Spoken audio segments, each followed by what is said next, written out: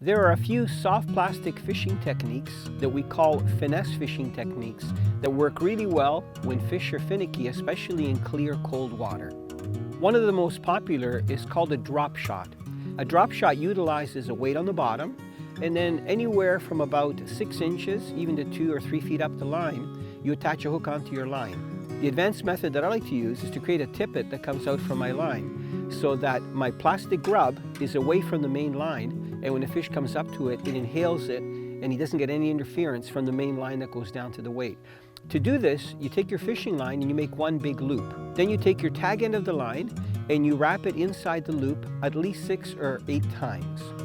Then very gently with your finger, you open up the wraps in the middle and you take the loop that you've made and pass it through the center.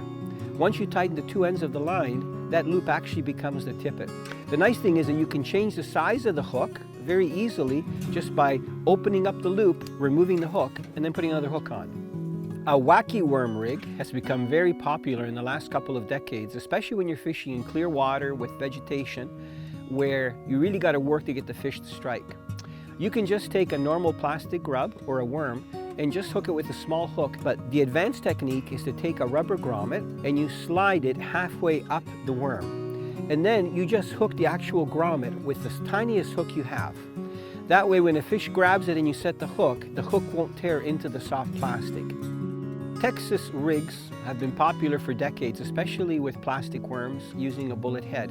But you can also use a Texas rig when you use swim baits and even topwater lures. I find that if you're fishing in water that's really weedy, you have to make sure that when you rig your Texas rig, the hook is inside the soft plastic. Don't worry about getting the hook into the fish, because when a fish grabs it and you set the hook hard, the hook will go right through the soft plastic.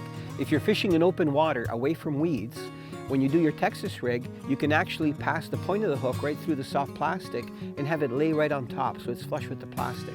I find that sometimes that helps for a better hook set.